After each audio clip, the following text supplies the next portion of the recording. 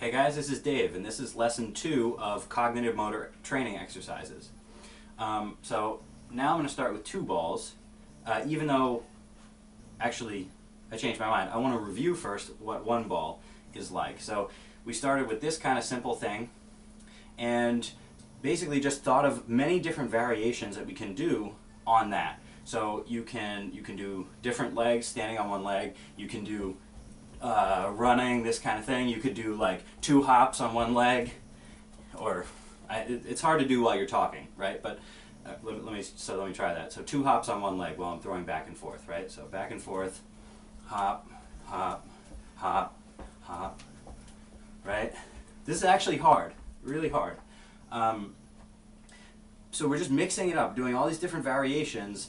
Anything that you can think of, try to be as creative as possible.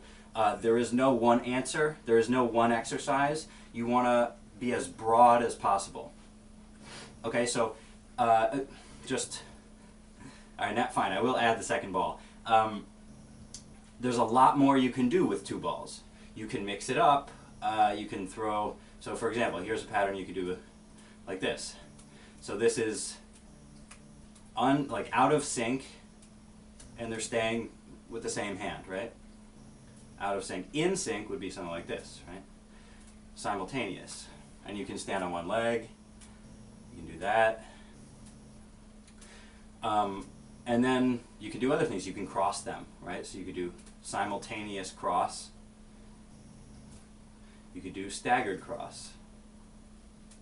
Stuff like that. You could also, you could clap, right? You could see how many claps you can do. Stuff like that.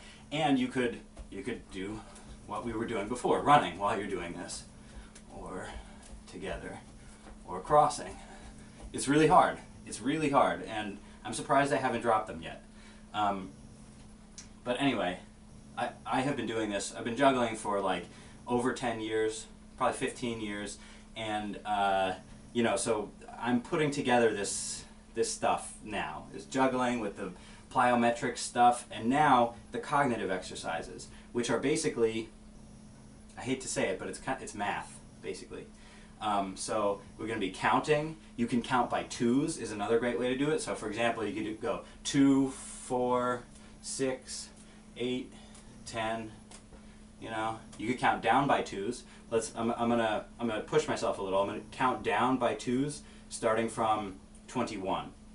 Okay, I'm gonna stand on one leg. So it's going to be 21, 19, 17, 15, 13, 11, 9, right? And when you lose your balance, your attention goes there. It's really almost meditative as well, because we're using our attention, like throwing the balls back and forth usually tends to be the most strenuous for our attention, the most demanding of our attention, because if you like kind of stop paying attention, it's very easy to drop the balls, and that's fine. We want to drop the balls. It's going to happen, you know. If you do it 100 times, you're going to be dropping them. I don't know. It depends on how hard the exercise is, but we always want to be pushing what's called the margin of failure. We want to be on the line where half the time we're failing, half the time we're dropping the balls, because that means we're growing the most.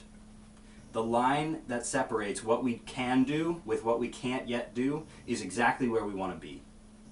So half the time you're going to be dropping the balls if you're on that line, and that's great. That means you're there. That means you're growing the most.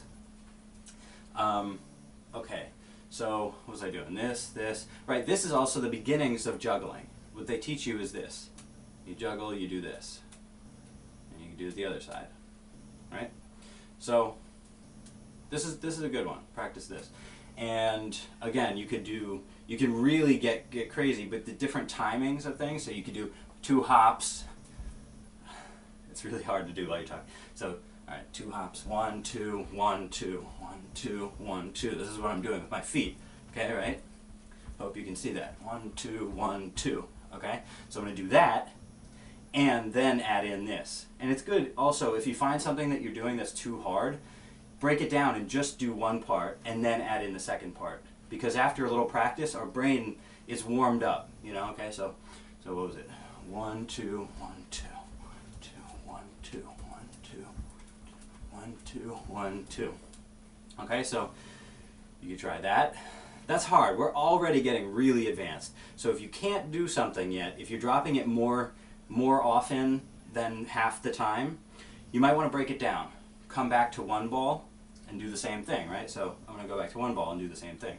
1, 2, 1, 2, 1, 2. Right? So this is pretty demanding already. Now I could start counting if I wanted to.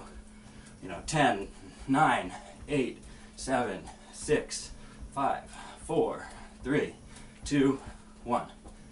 Okay, so we can do all that kind of stuff. Anyway, again, I invite you to play around with it, to come up with as many different kinds of combinations of movements, of counting or sound making that you want to do, and movements with your feet as well.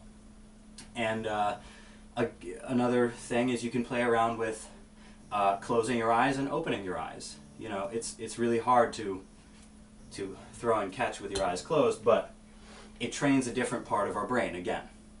And like I said in the first video, we're trying to just branch out, do every possible combination that you can think of, and I'm a little out of breath already. So just do every possible combination you can think of and switch it up, Don't stay in one too often. Or do stay in one for a long time. If you find one that you feel is really speaking to you, you really love it, do it. Keep doing it. Because you'll find that different complexities come out as you do something for longer periods of time. And it changes. So that's good for lesson 2, and I will talk to you next time.